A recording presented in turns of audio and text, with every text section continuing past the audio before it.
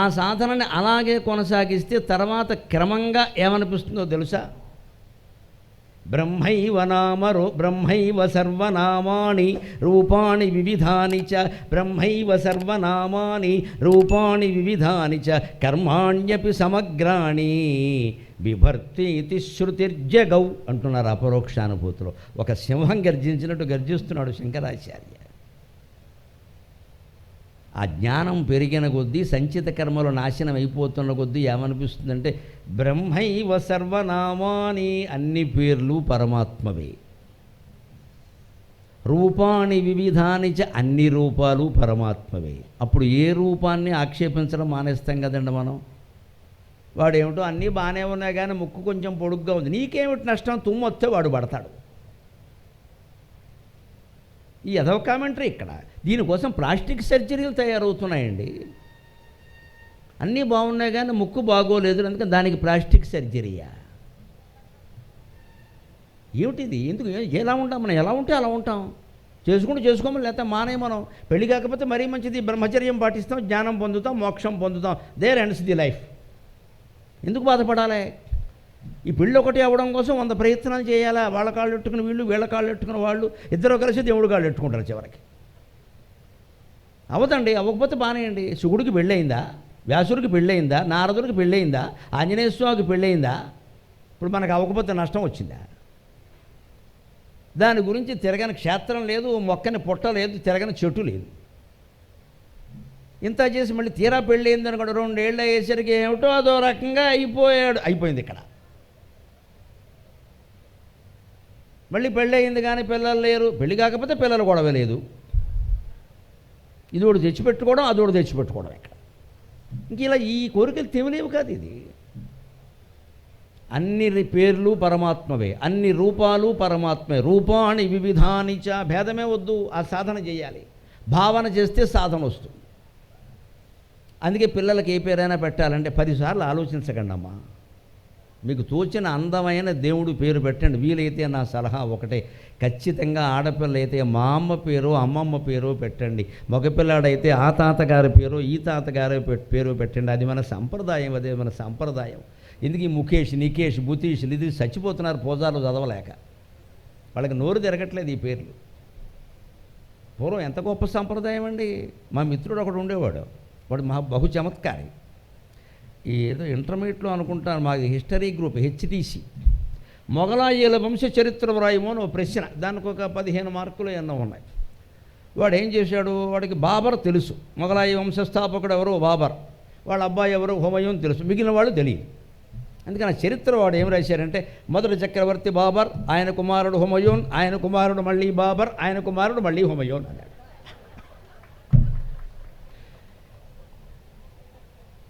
మార్కులు వేసేటప్పుడు మాస్టర్ పిలిచి తిట్టాడు, వేదవా బాబర్ హుమయూన్ తప్పితే ఇంకో. అదేంటండి, మా ముత్తాత గారి పేరు మా తాతగారికి పెట్టారు, మరి తండ్రి తాత పేరు మనవడికి పెడతారు కదండి.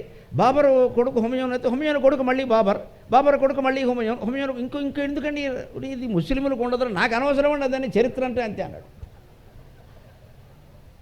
ఇప్పుడు వాళ్ళ సంప్రదాయాలు వాళ్ళకు ఉంటాయి కదా, మరి వీడి సంప్రదాయాన్ని వీడు రచిస్తాడు. ఇప్పుడు ఎలా తండ్రి పేరు తాత పేరు మనవడికి మళ్ళీ తండ్రి పేరు మళ్ళీ మనవడికి అలా పెట్టామనుకోండి, ఇంత చరిత్ర చదవక్కర్లేదండి. వెంకటరావు కొడుకు సుబ్బారావు, సుబ్బారావు కొడుకు వెంకటరావు, కావాలంటే వెంకటరావు 1, వెంకటరావు 2, వెంకటరావు 4, వెంకటరావు 24 వేసుకో. విదేశాల్లో లేవా చార్లెస్ 2, చార్లెస్ 5, చార్లెస్ 100 వరకు ఉన్నాయి. ఎందుకు ఇన్ని పేర్లు ఎందుకు? ఇంత గొప్ప పేరు పెట్టారు, పేరుకు తగినట్టుగా ఎవరన్నా అవుతున్నారా? అంత ఆలోచన ఎందుకంటే, పైగా మా ప్రాణాలు తింటారు. మాకు ఫోన్ వచ్చి మీ నోటితో పేరు పెట్టండి, నాకు వీలు కాదని చెప్తాను, నాకు అలా అవసరం లేదు. మా అబ్బాయిలకి నేను పేరు పెట్టుకున్నాను, మా మనవాళ్ళకి నేను పెట్టలే, వాళ్ళే పెట్టుకున్నారు. మీ ఇష్టం అని చెప్పాను, నేను పెట్టలేదు. అంతే అక్కడ కట్ అయిపోవాలండి. ఇంకా ఎక్కడ ఆపేయాలో అక్కడ ఆపేయాలి బిజినెస్ని. ఇది పెరుగుతూ పోతే ఏమవుతుంది, మళ్ళీ వాడు నేను చెప్పిన పేరు పెట్టకపోతే వాడి మీద నాకు కోపం. ఎందుకు వచ్చింది ఇది? వాడికి ఏ పేరు ఉంటే, పేరు ఒకడు పెట్టేది కాదండి, వాళ్ళు తెచ్చుకోవాలండి. పేరు తెచ్చుకోవాలండి. పేరు పెట్టడం ఏమిటండి? పేరు పెట్టడం ఏమిటి? మా ఇంట్లో అందరికీ అవధాన సుబ్బావధాన బాపన్నావధాన సుబ్రహ్మణ్యావధాన, ఎవరికి అవధానం రాలేదు. మా నాన్నగారికి విసుకొచ్చి నరసింహ రావు అని పెట్టారు, నాకు వచ్చేసింది. రావు అని పెట్టారు, నాకు వచ్చేసింది. ఆయనకి విసుకొచ్చే పెట్టుంటాడు బహుశా. రావు అన్నవాడికి వచ్చింది, పెట్టిన వాళ్ళకి రాలేదు. దానికి అంత మాత్రం చేత వాళ్ళ అన్నగారులు కాకపోతారా, నేను అన్నగారు అయిపోతానా? వాళ్ళకి నేను పాదాబంధనం చేయాలి కానీ నాకు వాళ్ళు చేయకూడదు కదా. అవధానానికి దానికి సంబంధం ఏముంది? మన పేర్లు బట్టే శుద్ధ దండక. అందుకే అన్ని పేర్లు దేవుడివే. పక్కా నిరూపణ అయిపోతుందండి మీకు 5 నిమిషాల్లో. అన్ని పేర్లు దేవుడివే. అసలు దేవుడి పేరు తెలిస్తే అన్ని పేర్లు ఆయనవే అని అర్థమవుతుంది. అసలు దేవుడికి ఒక పేరు ఉంది, అది వేదం పెట్టింది. బ్రహ్మైవ సర్వనామాని రూపాణి వివిధాని చ కర్మాణ్యపి సమగ్రాణి బిభర్తీతి శృతిర్జగౌ. అన్ని పేర్లు దేవుడివే. బ్రహ్మ అంటే పరమాత్మ, అన్ని రూపాలు పరబ్రహ్మవే, అన్ని రకాల కర్మలు కర్మఫలాలు కూడా ఆయనవే అని మామూలు వాళ్ళు చెప్పట్లా. శృతి బిభర్తి, ఆయనే ఈ సృష్టిని మొత్తం భరిస్తున్నాడని శృతి జగౌ, శృతి చెబుతోంది. ఎలాగా? అన్ని పేర్లు ఆయనవే. చిన్న ఉదాహరణతో రుజువు చేయించండి. ఒక సంస్థానాధీశుడికి అనుమానం వచ్చి పండితులు కూర్చొని ఉంటే, ఏమండి దేవుడికి ఇన్ని పేర్లు ఉన్నాయి కదా, రాముడు అంటున్నారు, కృష్ణుడు అంటున్నారు, ఏదో అంటున్నారు, ఆంజనేయ స్వామి అంటారు, అసలు పేరు ఏమిటి దేవుడు అన్నట్టు పండితులు తెల్లమొహాలు వేశారు. అసలు పేరు అంటే ఏం చెబుతారు? కానీ కుశాగ్రబుద్ధిగా వేదం చదివిన పండితుడు అందులో ఒకడు ఉన్నాడు. ఆయన లేచాడు, నేను చెబుతానండి అసలు పేరు అన్నాడు. అని చెప్పి ఒక బల్ల తీసుకురండి అన్నాడు. నిరూపించాలి కదా. ఒక బల్ల తీసుకొచ్చారు. ఆ బల్ల మీద ఓ బిందె పెట్టారు. బిందెకి మూత వేశారు. మూత మీద ఓ చెంబు పెట్టారు. ఇప్పుడు చెప్పండి అదేమిటి అన్నారు. అది బల్ల అన్నాడు. దాని మీద ఉన్నది ఏమిటండి అన్నారు. అది బిందె అన్నాడు. దాని మీద ఉన్నది ఏమిటండి, అది మూత అన్నారు. దాని మీద ఉన్నది ఏమిటండి, అది చెంబు అన్నారు. మీరిప్పుడు ఆ చెంబు, బల్ల, మూత, బిందె తీసేసి మిగిలింది ఏమిటో చెప్పండి అన్నారు. అది అన్నాడు. అది భగవంతుడి పేరండి అని చెప్పాడు. అది అంటే సంస్కృతంలో ఏమంటారు? తత్ బ్రహ్మేతి తద్విజిజ్ఞాసస్వ తత్వమసి. వేదం దేవుడికి పెట్టిన పేరు తత్ అంటే అది. మనం రకరకాల పేర్లు పెట్టడం వల్ల ఏమైందంటే దేవుళ్ళు కూడా సంకుచితం అయిపోయారు. విగ్రహాన్ని విష్ణువుగా చూస్తే తప్పు లేదమ్మా, గొప్ప విషయం. మీరు విష్ణువుని విగ్రహం చేసేసాం. మనం విష్ణువుని విగ్రహమాత్రమే చేసేసాం. ఇంకా విగ్రహంలోనే ఉంటాడు. ఆ విగ్రహం మీదే మన దృష్టి. ఆ విగ్రహానికి ఏమైనా పొరపాటుని ఇలా జరిగితే కొంపలు అంటుకుపోయి సెంటిమెంట్ ఇక్కడ. అక్కడికి ఆయన అందులోనే ఉన్నట్టు ఇంకెక్కడా లేనట్టు. అందులో కూడా ఉన్నాడు. అందుకని అందులో మాత్రమే లేడు దేవుడు, అందులో కూడా ఉన్నాడు. ఆ మాటకు వస్తే నీలో కూడా ఉన్నాడు, నువ్వు గ్రహించుకోలేకపోతున్నావు. ఎప్పుడు విగ్రహారాధనలో సెంటిమెంట్లు పెంచుకోకూడదండి. అది చిత్తశుద్ధి కోసం, మనస్సు లగ్నం కావడం కోసం చేసే పని. అంతవరకే దాన్ని పరిమితం చేయాలి. ఇంక దాన్ని పెంచేసి ఒకరోజు ఇది 10 రోజులు, 10 మంది ఇది 100 మంది చేస్తే ఖర్చులు పెరుగుతాయి, ఆడంబరం పెరుగుతుంది, ఆర్భాటం పెరుగుతుంది, అమ్మవారు అక్కడి నుంచి పారిపోతుంది. నాకు చిక్కగా ఉంది ఇదంతా. ఎవడో గుడిసెలో కూర్చుని ఏకాంతంగా వాడు అమ్మవారిని ధ్యానం వాడికి ఏమి రా, చేమాతే నమః అది కూడా అనడం చేత కాదు. అయినా సరే అక్కడే ఉంటుంది అమ్మవారు. ఎందుకంటే వాడు ఏడుస్తున్నాడు ఆవిడ కోసం. ఆవిడకి కావాల్సింది ఆర్తి అమ్మ, ఆర్తి, ఆర్భాటాలు, హంగామాలు కాదు ఆవిడకి కావాల్సింది. ఆర్తితో ఎవరు ప్రార్థిస్తున్నాడో అక్కడ భగవంతుడు ఉంటాడు. కుశేలుణ్ణి ఆయన అనుగ్రహించాడు, సమస్త సంపదలు ఇచ్చాడు. కుబేరుడు అప్పు ఇప్పటికీ తీర్చలేదు. భగవంతుడు ఎవరి పార్టీయో ఆలోచించండి. ఎవరు ఆర్తితో ఉన్నాడో అక్కడ ఉంటాడు. కానీ ఒళ్ళుకొవ్వెక్కిన వాడి దగ్గర దేవుడు ఉండడండి. నీ ఆర్భాటాలకు ఆయన లొంగడు. అది గ్రహిస్తే అర్థమవుతుంది. అక్కడ అన్ని నామాలు ఆయన వెంటనే ఈ పండితుడు చెప్ప అది బల్ల, అది బిందె, అది చెంబు, అది మూత, అది ఎందుకు చేర్చారు మీరు? బల్ల బింది సరిపోయింది కదా. కానీ ఆలోచించండి, బల్ల దేంతో తయారైంది? చెక్క. ఆ బల్లను విరగ్గొట్టి ఒక కుర్చీగా మార్చగలడు కార్పెంటర్ తలుచుకుంటే. అప్పుడేమైంది? అది కుర్చీ. అంటే దానికి బల్ల అనే పేరు శాశ్వతం కాదు, అది అనే పేరు శాశ్వతం. అది కుర్చీ అయినా అది కుర్చీ అంటాం, బల్ల అయినా అది బల్ల అంటాం. అంటే బల్ల కుర్చీ శాశ్వతంగా, అది శాశ్వతం. అలాగే మన కూడా రామారావునో, సుబ్బారావునో, వెంకమ్మనో, పొల్లమ్మనో ఎలా పిలిచినా ఇవి శాశ్వతం కాదు. లోపల ఉన్న ఆత్మ శాశ్వతం. అంతే లెక్క. ఏ జీవుడు పలుకుతున్నాడో అది శాశ్వతం. అతనికి మీరు పెట్టిన పేరు వ్యవహారం కోసం పిలవడానికి పెట్టారు. అంతే. పిలవడానికి వదిలేయండి, అంతటితో వదిలేయండి. ఇంకా ఈ పేరున్న వాళ్ళందరూ చాలా గొప్ప, మట్టి కొట్టుకుపోయిన వాళ్ళు కూడా అందులో ఉన్నారు. ఈ జాతకాలు చెప్పద్దు ఇక్కడ. ఇవన్నీ మనకిష్టమే చెప్పేస్తూ ఉంటాం. నువ్వు కల్పించుకున్నావు, నీ శాస్త్రం చెప్పలేదు. నీ పేరును బట్టి ఎవడు గొప్పవాడు కాడు. గొప్పవాడు ఏవైతే వాడు పేరు తెచ్చుకోవాలి. ఆ అవకాశం పిల్లలకి వాళ్ళు తెచ్చుకొనియండి. వాళ్ళు గొప్ప చిత్రకారుడు అవుతాడో, గాయకుడు అవుతాడో అవనేయండి. మనమే వాడు తలరాత రాసేస్తే అలా కూర్చోబెట్టేసి. అందుకని సర్వనామాన్ని పైకి గమనించండి. శంకరాచార్య ప్రియ ఆయన పండితుడండి. సర్వనామం, అది సర్వనామం, తత్ సర్వనామం. మామూలుగా తెలుగు చదువుకున్న వాళ్ళు చాలామందికి తెలుసు. సర్వనామం ఎప్పుడు వాడతారండి? నామవాచకములకు బదులుగా వాడబండి సర్వనామము లేదు. వ్యాకరణం ప్రకారం అంతే. కానీ వేదాంతం ప్రకారం సర్వనామానికి బదులుగానే మీరు అందరికీ పేర్లు పెట్టారు. లేకపోతే అన్నీ సర్వనామాలే.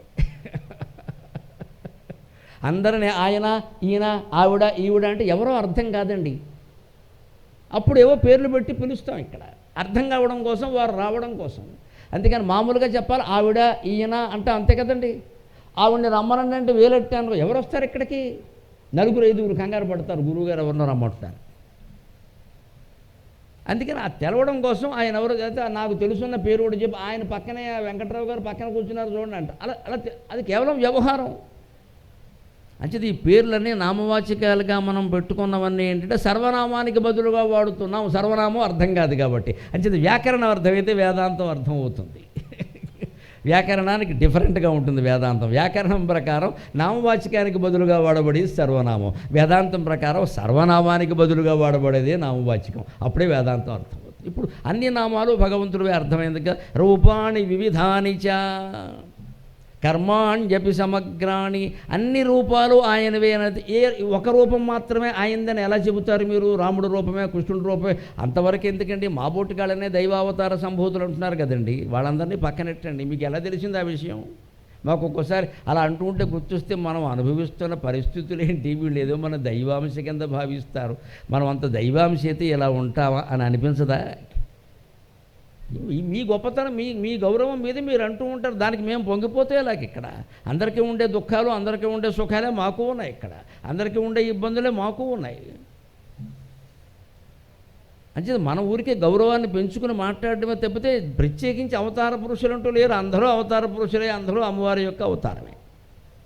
అంటే అన్ని రూపాలు ఆవిడవి. ఇంకోటి కర్మాణ్యపి సమగ్రాణి, అన్ని పనులు ఆవిడే చేస్తుంది. ఆ ఆదిపరాశక్తి చేస్తుంది, ఆత్మే చేస్తుంది అనడానికి బిభర్తి ఇది శృతిర్జగౌ, వేదం చెప్పింది అన్నాడు ఆయన. ఇప్పుడు వేదం ఏమిటో చెప్పాలి, లేకపోతే వ్యాఖ్యానం ఏమిటి? వేదం చెప్పింది, అన్ని పనులు ఆయన చేస్తున్నాడు. సయేష ఇహ ప్రవిష్ట ఆనఖాగ్రేభ్యః, సయేష ఇహ ప్రవిష్ట ఆనఖాగ్రేభ్యః ప్రాణన్నేవ ప్రాణో నామ భవతి వదన్వాక్ పశ్యన్ చక్షుః శృణ్వన్ శ్రోత్రం మన్వానో మనయితి తాన్యేతస్య కర్మనామాన్యేవ. వేదంలో ఉన్నమాట. ఆత్మ ఇహ ప్రవిష్ట ఆనఖాగ్రేభ్యః, ఈ సృష్టిలో ఆపాదమస్తకం ప్రవేశించింది. ఆనఖాగ్రేభ్యః ప్రాణన్నేవ ప్రాణో నామ భవతి, అదే నీ లోపల ప్రాణవాయువుని చలింపజేస్తుంది. అప్పుడు దాన్ని పరమాత్మ నువ్వు ప్రాణం అన్నావు. పశ్యంచక్షు వదన్వాక్, మాట్లాడేలా చేస్తుంది. ఆత్మ లేకపోతే ఎవడైనా మాట్లాడతాడా? శవం మాట్లాడుతుందా? శవం చూస్తుందా? శవం గాలి పీలుస్తుందా? శవం వింటుందా? ఎందుకు? అక్కడ జీవాత్మ లేదు. మనం మాట్లాడుతున్నాం, మనం చూస్తున్నాం, మనం గాలి పీలుస్తున్నాం. ఎందుకంటే మనలో జీవాత్మ ఉంది. ఆ జీవాత్మే పరమాత్మ. తేడా జీవా పర అనే 2 మాటలు తప్పితే తేడా వెళ్ళింది. వదన్వాక్, నీకు మాట్లాడే శక్తి నీది అనుకుంటున్నావు, దాందే నిజానికి అది. అంటే ఇప్పుడు అందరికీ మాటనిచ్చింది అమ్మవారి. ఆ మాటలను వీడు ఎలా ఉపయోగించుకున్నాడు అనేది వీడి కర్మ. స్వేచ్ఛ, జీవుడికి స్వేచ్ఛ ఉందా లేదా అంటే లలితా సహస్రంలో ఉంది. పశుపాశ విమోచని, స్వేచ్ఛ ఉంది. ఎంతవరకు ఉంది? ఒక దూడని రైతు కట్టేస్తాడు. కట్టినప్పుడు ఏం చేస్తాడు? దాన్ని పీకకి ముడి వేయడండి, చచ్చిపోతుంది. పీక దగ్గర వదులుగా జాగ్రత్తగా ముడి వేసి దాన్ని కొంచెం పొడుగు తాడు పెట్టి కొయ్య కట్టేస్తాడు. అంటే అతని ఉద్దేశం ఏమిటి? నువ్వు తిరుగు, నీ ఇష్టం వచ్చినట్టు తిరుగు, కానీ ఈ రౌండే తిరుగు, నువ్వు బయటికి పోతానంటే కుదరదు. ఎందుకని? బయటికి వెడితే ఏం చేస్తుంది ఆ దూడ? అడ్డమైన గడ్డి తింటుంది. ఆఫీసుల్లో తింటున్నట్టే అడ్డమైన గడ్డి తింటే రోగాలు వస్తాయి. మళ్ళీ వెటర్నరీ డాక్టర్ని పట్టుకోవాలి. అందుకని ఆయన చెప్పిన గడ్డి మాత్రమే తినేలాగా ఆ ప్రాంతంలోనే రౌండ్గా తిరిగేలాగా ఆయన ఒక తాడు పెట్టి పొడుగ్గానే, ఆ తాడు మరీ పొట్టుగా ఏముండదండి, దూడను కట్టినా ఆవును కట్టినా కొంచెం పొడుగ్గా ఉంటుంది, అది ఎలా గుండ్రంగా తిరుగుతుంది అది. అంచేత ఆ ఆవుకి దూడకి స్వేచ్ఛ ఉందా లేదా, రైతు చెప్పినంత వరకు ఆ ప్రాంతంలో తిరిగే స్వేచ్ఛ ఉంది, బయటికి తిరిగే స్వేచ్ఛ లేదు. అంచేత జీవుడికి పరమాత్మ దగ్గర స్వేచ్ఛ ఉందా లేదా, హాయిగా ఉంది. నువ్వు చేసిన కర్మఫలాలు అనుభవించు, కొత్త పనులు ఏమన్నాలో నువ్వు చేసుకో, అంతవరకు స్వేచ్ఛ ఉంది. అందుకని సంపూర్ణ స్వేచ్ఛ ఉండదు. అందుకే పశుపాశ విమోచని, పశువులాగా మనుషుల్ని బంధించినటువంటి పాశాన్ని నుంచి నువ్వు విముక్తి చేస్తావు అంటే, ఇది అమ్మవారు బంధించిన పాశం అంటే, తల్లి కొడుకు ఏదైనా అలర చేస్తుంటే కృష్ణుడిని యశోద కట్టేసింది, మన వాళ్ళు అంతకంటే గొప్పవాళ్ళు ఏంటి, కట్టేసింది అనుకోండి, అమ్మ అమ్మ అమ్మ నేను ఇంకెప్పుడు చేయనమ్మా, బయట ఆడుకుంటున్నారమ్మా అమ్మ అంటే వదిలేస్తుంది వెంటనే తల్లి. ఈసారికి వదిలేస్తున్నారు, మళ్ళీ చేసామంటే అంటుంది, ఆయన వదిలేస్తుంది, మళ్ళీ చేసినా అంటే వదిలేస్తుంది. మరి తల్లి మామూలు తల్లి అంత ప్రేమగా బిడ్డను బంధాల నుంచి విడదీసినప్పుడు అమ్మవారు విడదీయదా, ఆవిడికి జాలి లేదా? అమ్మా ఏదో చేసావు, నాకేం అర్థం కావట్లేదు, ఇది మాయలో పడ్డాను అన్యాయంగా, ఏం పర్వాలేదురా నేను చూసుకుంటా అని వాడుకో నాటకం ఉంటుంది ఆవిడ, నేను చూసుకుంటానుగా. ముక్తి ప్రదాయని అమ్మవారి ఆరాధనకి ఇతరుల ఆరాధనకి తేడా ఏమిటంటే, భోగమోక్షప్రదాయిన్యై నమః లలితా త్రిశతిలో నామం. ఆవిడ భోగాలు ఇస్తుంది, మోక్షము ఇస్తుంది. అమ్మా నాకు మోక్షం బాగానే ఉంది కానీ ఇంకొంచెం అదేదో కావాలి, ఫోన్లేరా తీసుకో అయ్యాక తెలుస్తుంది బాగా అని ఇస్తుంది. అమితమైన ఐశ్వర్యాన్ని ఇస్తుంది. అప్పుడు కూడా అమ్మవారిని వదలకుండా వాడు ఉంటే ఆ ఐశ్వర్యం విలువ మన వాడికి తెలిసింది, నా విలువ బాగా తెలిసింది అని ఐశ్వర్యం నుంచే మనం తీసుకొడుతుంది. ఐశ్వర్యంతో ఉండి వ్యధవేషాలు వేసామనుకో, కళ్ళలో కనిపించి అయిందా మా బాగా, ఇక జపం చేసుకో అంటు. ఐశ్వర్యం కోరావు కదా, ఇచ్చాను, మా బాగా అయింది, జపం చేసుకో. ముందు చెప్తే విన్నావా? తల్లిదండ్రులు ఇలాగే చెబుతారండి సరిగ్గా, తల్లిదండ్రులు చెప్పినట్టే అమ్మ చెబుతుంది, అమ్మవారు చెబుతుంది. అందుకే అమ్మవారి నామాల్లోనే ఇవి ఉంటాయి, భోగమోక్ష ప్రదాయని, మిగిలిన చోట ఉండవు. ఎందుకంటే తల్లికి ధర్మం కంటే కూడా ప్రేమ ఎక్కువ. గమనించండి, తల్లితత్వం తండ్రి తత్వం. తండ్రిది బాధ్యత, తల్లిది ప్రేమ. తల్లి దేనికి ప్రతీక అంటే ప్రేమకి, తండ్రి దేనికి ప్రతీక అంటే రెస్పాన్సిబిలిటీ, బాధ్యత. అందుకని తండ్రి కొంచెం కఠినంగా మాట్లాడతాడు, తల్లి మాట్లాడలేదు. పోలండి వాడు ఒకడే చేశాడు అవుతుంది. తండ్రి నువ్వు ఇలా సమర్థించబట్టే వాడు ఇలా అయ్యాడంటాడు. ఇది మామూలే ఎక్కడ ప్రతి ఇంట్లోనైనా. ఆ ప్రేమ అమ్మవారైనా అంతే, శివుడూరు కూడా అలాగే. అందుకే మీరు కాశీఖండం చదువుకోండి సరిగ్గా. వ్యాసుడికి అన్నం దొరకకపోతే కోపం వచ్చింది, కాశీనగరాన్ని శపించాడు. అమ్మవారు ఏం చేసింది, ఏం అనలేదు, పిలిచి అన్నం పెట్టింది. అదే శివుడు ఏం చేశాడు, అలా శపిస్తే ఊరుకుంటావా, నువ్వు అన్నం పెడుతున్నావు అందరికి ఇక్కడ. ఆయన కాశీని శపించాడు, కాశీని ఉండడానికి వీల్లేదు, విడిచిపెట్టి వెళ్ళిపోమని అని శాసనం వేశాడు. అమ్మవారు అన్నం పెట్టింది, శివుడేమో బయటికి వెళ్ళిపోమన్నాడు. ఇది వ్యాసుడు పరిస్థితి. ఇక మనం ఆయన వ్యాసుడు, మనమో దోషుడు గ్లాసుడు. ఇక్కడ మన బతుకులేంటి. ఆయన దక్షారామానికి వెళ్ళాడు, తర్వాత వ్యాసుడు కాశీని విడిచిపెట్టాక పాపం అక్కడ అగస్త్యుడికి కథంతా చెప్పాడు కాశీఖండంలో. చెప్తే ఆయన అంటాడు, నాకు విచిత్రంగా ఉందయ్యా, అయ్యో అమ్మవారేమో అన్నం పెట్టడం ఏంటి, అయ్యవారేమో వెళ్ళిపోమండం ఏంటి, భార్యాభర్తల మధ్యలో డిఫరెన్స్ ఆఫ్ ఒపీనియన్ అంటే. అమ్మవారేమో దయతో అన్నం పెట్టిందా, శాపం ఇవ్వలేదు ఆవిడ. పైగా అక్కడ శ్రీనాథుడు వర్ణిస్తాడు, ఆయనకి ఏ కూరలు ఇష్టమో అవన్నీ పెట్టేశాడు ఆయన. మొత్తం 60 పిండి వంటలు పెట్టాడు వీడి ఇల్లు బంగారంగా. కాశీఖండంలో 60 పిండి, అవన్నీ తెలుగు వాళ్ళు తినేవే, మళ్ళీ ఉత్తరాది వాడు ఒకటి తినడం. ఈయనకి ఇష్టమైనవన్నీ పెట్టేశాడు మొత్తం. సరదా. అప్పుడు అడిగితే వ్యాసుడు గమ్మత్తుగా శ్రీనాథుడు చెప్పిస్తాడు జవాబు. అదేమిటి, అమ్మవారేమో అనుగ్రహించడం ఏమిటి, అయ్యవారేమో కోపడడం ఏంటంటే, కాశీ శివునకు అర్ధాంగిగాన నేను దానిపై నెల్గి క్రోధపాత్రం. కాశీ శివునకు అర్ధాంగిగాన నేను దానిపై నెల్గి క్రోధపాత్రం వనైతి. కాశీ గౌరికి సవతి యౌగాన నేను దానిపై నెల్గి ప్రేమపాత్రం వనైతి. ఇది శ్రీనాథుడు రచన. ఒక ఎప్పుడు లౌకికమైన వాస్తవాన్ని తర్కంతో సమర్థిస్తే, ఊహతో సమర్థిస్తే దాన్ని కవిత్వం అంటారు. కవిత్వం అప్పుడు పుడుతుంది. కొత్తగా కవిత్వం రాయాలనుకునే వాళ్ళు ఇది ప్రాతిపదిక పెట్టుకోండి. లోకంలో జరిగే ఒక వాస్తవాన్ని మన ఊహతో సమర్థించాలి. లేదు, ఒక ఊహ మీరు ఏదైనా చేస్తే దాన్ని లోకంలో వాస్తవంతో సమర్థించాలి, అప్పుడు కవిత్వం. ఇక్కడ అమ్మవారు అనుగ్రహించడం, అయ్యవారు చెప్పించడం వాస్తవం. దానికి ఆయన ఊహ ఏమిటంటే, కాశీ అంటే ఎవరండి, ఆయన ఒకసారి ఆ భావావేశంలో శివుడు ప్రకటించారు, కాశీ నాకు రెండవ భార్య. మరి రెండవ భార్య అంటే మొదటి భార్య ఊరుకుంటుందండి? మొదటి భార్య ఎవరు, అమ్మవారు. ఆవిడ రెండో భార్య, దాని సంగతి చూద్దాంలే అనుకుంది ఆవిడ. అందుకే వ్యాసుడు కాశీని తిట్టగానే మా బాగా తిట్టాడండి ఆవిడ అని అన్నం పెట్టింది. ఇది ఊహ, కానీ లాజికల్. ఎప్పుడు తర్కబద్ధమైన ఊహే కవిత్వం. ఆవిడ సంతోషమైంది, సవతిని తిడితే ఇవిడికి సంతోషమే కదా, అందుకని సంతోషించి అన్నం పెట్టింది. శివుడికి ఎందుకు కోపం? మా ఆవిడ తిడతాడాయన, ఆయన భారీగా భావించాడు నగరాన్ని, అందుకని ఆయన కోపగించాడు. ఇది శ్రీనాథుని యొక్క ఊహలు, వాస్తవం ఆయన శపించడం, ఈవిడ అనుగ్రహించడం. దాన్ని ఎలా సమర్థించారు? అంచేత మనకి శివపార్వతుల ఆరాధనలో ఉండే గొప్పతనం ఏమిటంటే, ఒకళ్ళు శపించినా ఒకళ్ళు అనుగ్రహిస్తారు. There is a way, no worry. ఇతర దేవతల కంటే వీళ్ళు చాలా సుఖం మనకి. ఎందుకంటే ఒకళ్ళ కోపం వస్తే ఇంకోళ్ళకి ఆయన అలా ఉండనివాయా, నువ్వు ఆదివారం కనపడి నేను చూస్తాను ఉంటుంది ఆవిడ. ఆదివారం ఆయన ఆఫీస్కి బయటికి వెళ్ళిపోతాడు, సెలవు కదా, నువ్వు కనిపించిన చూస్తా. ఇలా మనం ధైర్యం తెచ్చుకుని భగవదారాధన చేసుకోవాలి. కానీ ఆధ్యాత్మికతలో కూడా ధైర్యం లేకపోతే పిరికి వాళ్ళమైతే దేనికంటే ఉపన్యాసాలండి పని లేక. అందుకని అన్ని పనులు చేస్తున్నది వదన్ వాక్ పశ్చిం చక్షు మన్వానో మన ఇతి. ఆ మనస్సు రూపంలో ఆలోచిస్తున్నది కూడా మనస్సే. మీకు లెక్క, మీకు చాలామందికి మీకు వచ్చి ఉంటుంది, రాత్రి పడుకునేటప్పుడు ఏం చదువుకుంటారండి? శివమానస పూజా స్తోత్రం. ఆత్మాత్వం గిరిజామతికి సహచరా ప్రాణా శరీరం గృహం. అందులో ఏముందండి? ఆత్మాత్వం, లోపల నేను నేను అనేది శివుడు. గిరిజామతికి మన మనస్సే అమ్మవారు. మనం ఏమైనా ఆలోచిస్తే ఆవిడది పూచి. మనం ఏమైనా ఆలోచిస్తే ఆవిడ చెడ్డ ఆలోచనలు వచ్చాయనుకోండి, అమ్మవారి ఫోటో ఎదురుగా పెట్టుకోండమ్మా. ముఖ్యంగా దంపతుల పడక గదిలో అమ్మవారి ఫోటో ఉండాలమ్మా. ఒక దెబ్బ కొట్టడానికి అమ్మవారు ఉంటే కానీ మన బతుకులు తినగా ఉండవు. పొద్దున్న లేవగానే అమ్మవారిని చూడాలి. ఏమైనా చెడ్డ ఆలోచనలు వస్తే అమ్మాయి ఏంటమ్మా ఇది అంటే, పోలేరా పడుకోరా అంటుంది. ఆలోచన మతి, గిరిజామతికి శంకరాచార్య మాట ఇది శివమానస పూజా స్తోత్రంలో. మనం ఎవరం కాదనడానికి. ఆవిడే మన మనస్సు, లోపల ఆత్మ శివుడు.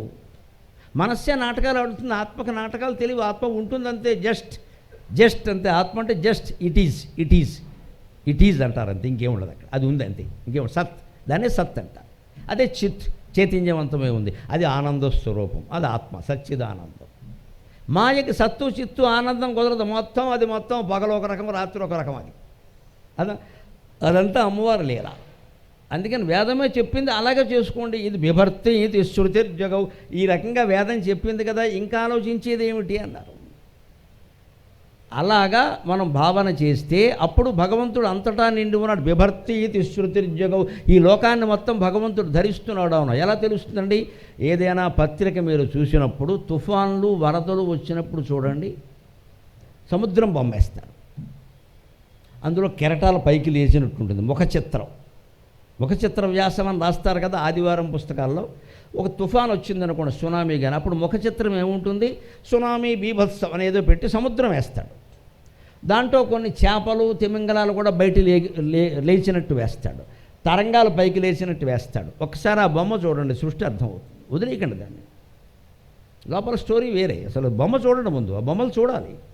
మీకు ముఖ్యంగా ఈనాడు ఆదివారం పుస్తకంలో వెనక పేజీలో ఎక్కడో విదేశాల్లో ఉండేటువంటి యాత్రా దృశ్యాలన్నీ, అపూర్వమైన దృశ్యాలు వేస్తాడు. నేను చాలా శ్రద్ధగా చూస్తాను వాటి. అంత దూరం వెళ్ళక్కర్లేదు, ఒకసారి చూసాం, అయిపోయింది. రూపాయి ఖర్చు లేకుండా అయిపోయింది. ఇంత చెప్తే ఆ పత్రిక 7 రూపాయలు, దానికి మళ్ళీ పుస్తకం ఉచితం. ఎన్ని ఉన్నాయండి అందులో. అవి చూడడం మానేసి అందులో ఇంకా బ్యాక్ పేజీకి ముందు, వెనక పేజీకి ముందు పేజీలో దూత్తో బొమ్మలు వేస్తాడు, లేకపోతే పువ్వులతో బొమ్మలు అంటాడు, ఇంకేదో అటుకులతో బొమ్మలు, రకరకాల చిత్రాలు ప్రపంచంలో ఉండవని. ఇవన్నీ 7 రూపాయల్లో అందజేస్తున్న పత్రిక ప్రపంచానికి నేను భక్తిగా నమస్కారం చేస్తున్నాను. పత్రికలు చదవండి. దాని నుంచి పొందవలసిన ప్రయోజనం. అథవ రాజకీయాలు అనకండి, మీకు తిప్పేయండి, ఇష్టం లేకపోతే రాజకీయాలు. బోల్డ్ వార్తలు ఉన్నాయండి ఉపయోగించేవి. మిమ్మల్ని ఎవరు చదవమన్నారు అవన్నీ? ఏముంది అనకండి, పత్రికల్లో చాలా ఉందమ్మా. ఆ పత్రిక చూసినప్పుడే నాకు అర్థమైంది. ఏమర్థమైంది తెలుసా? పాదోస్య విశ్వాభూతాని త్రిపాదస్య అమృతం దివి అని మంత్రపుష్పంలో చెబుతూ ఉంటే, భగవంతుడు ఈ సృష్టి మొత్తాన్ని ధరించిన ప్రాంతం ఎంత అంటే ఆయనలో 1/4 అన్నారు. పాదః అస్య విశ్వాభూతాని, ఇది 1/4. మరి మిగిలిన 3/4 త్రిపాదస్య అమృతం దివి, ఆ మూడొంతులు కూడా పైన ఉందయ్యా అన్నారు. మీది ప్రత్యక్షంగా దాన్ని చూడాలంటే అన్నవరం క్షేత్రం వెళ్ళినప్పుడు త్రిపాద్విభూతి మహానారాయణ యంత్రం అని ఉంటుంది, దాన్ని దర్శించండి, అక్కడ ఉంటుంది. అది దాన్ని భౌతికంగా చూపిస్తారు. త్రిపాద్విభూతి మహానారాయణ యంత్రం. పైన ఈ సృష్టి కాదు, ఈ సృష్టికి పైన ఉండేటువంటి భగవత్ తేజస్సు అంతటినీ చూపించే యంత్రం అది త్రిపాద్ విభూతి మహానారాయణ యంత్రం. అది త్రిపాద విభూతి, ఇది ఏకపాదం, మొత్తం కలిపి చతుష్పాదం, 4 లెక్క. అప్పుడు నాకు ఈ పత్రిక చూస్తే అనిపించింది, ఈ పత్రికలో ఇప్పుడు సముద్రం ఉందా? లేదు, ఉన్నట్టే మనకు అనిపిస్తుంది. తరంగాలు పైకి నిజంగా లేచే అంతా పత్రిక కాగితమే, పైకి ఏం లేవలేదు, కానీ లేచినట్టు మనకు అనిపిస్తుంది. చేపలు కనపడుతున్నాయి, తిమింగలాలు కనపడుతున్నాయి, పత్రికలో అన్ని కాగితంలోనే ఉన్నాయి, కానీ మనకు అన్నీ జరిగినట్టు అనిపిస్తున్నాయి. అప్పుడు నేను అనిపించి 25 ఏళ్ల క్రితం సాగర ఘోష కావ్యంలో రాశా, దేవదేవా నువ్వు ఇలా భరిస్తున్నావు అన్నమాట సృష్టిని. పత్రిక ముఖ చిత్రములో చిత్రముగా సాగరములు శీకరములు ఏమాత్రము కదలకయున్నట్లు, పత్రిక ముఖ చిత్రములో చిత్రముగా సాగరములు శీకరములు ఏమాత్రము కదలకయున్నట్లు, ఈ త్రిభువనములను మోయును ఈశుండు కవి. ఒక పత్రిక ముఖ చిత్రం చూస్తే సముద్రం ఉంది, లేస్తున్న తరంగాలు ఉన్నాయి, లేస్తున్న చేపలు ఉన్నాయి, పక్కనే తీరం ఉంటే మిరపకాయ బజ్జీల బండి కూడా అక్కడే ఉంది. ఇవన్నీ కేవలం ఒక బొమ్మలో సాధ్యమైతే మనం ఏ ఫీలింగ్ పొందుతున్నాం? సముద్ర తీరానికి వెళ్ళినట్టు, తరంగాలు లేచినట్టు, తిమింగలాల పైకి లేచినట్టు, మిరపకాయ బజ్జీలు ఉన్నట్టు కొన్నట్టు కూడా ఫీల్ అయిపోతున్నాం. ఏం లేదో ఉట్టి పత్రిక తప్పితే అక్కడ. ఇదంతా నీ భావన. నీకు ఆ భావన చిత్రకారుడు కలిగించాడా లేదా? ఒక మామూలు చిత్రకారుడు నువ్వు చూడండి చూసినట్టు, విననిది విన్నట్టు, తిననిది తిన్నట్టు భావన కలుగుతుంటే, ఈ జగన్నిర్మాణాన్ని చేసినటువంటి ఆది దంపతులు మనకి ఈ సృష్టి అనుభవానికి తెస్తున్నారంటే అబద్ధం ఏదైనా ఉందా? పక్కా నిజం. వాళ్ళు సరిగ్గా దీన్ని మనకు కదులుతున్నట్టు కల్పిస్తోంది ఇది. కానీ పత్రికలో కదలడే ప్రపంచంలాగే ఈ ప్రపంచం మొత్తం కదులుతున్నట్టు మనకు అనిపిస్తుంది. ఆయనలో ఇది కదలుతుంది, ఆయనలో అలాగే ఉంటుంది. అందుకే వేదంలో తదేజతి తన్నైజతి తద్దూరే తద్వదంతికే, దూరంగా ఉన్నది అది, దగ్గరగా ఉన్నది అది, కదిలేది అది, కదలనేది అది. పిచ్చివాడి మాటలా లేవండి ఇవన్నీ అర్థం కాకపోతే. ఎవరైనా ఒకరు కదులుతున్నారంటే కదులుతున్నాడు, కదలడంటావు వాడే కదులుతాడు, వాడే కదలడా, వాడే దూరంగా వాడే దగ్గరగా ఉంటాడా? సాధ్యమేనా? సాధ్యం, ఆత్మకి సాధ్యం, దేహానికి సాధ్యం. అంచేత ఆ ఆత్మజ్ఞానాన్నే పొందాలి. అందుకోసం ఇలా చెప్పారండి.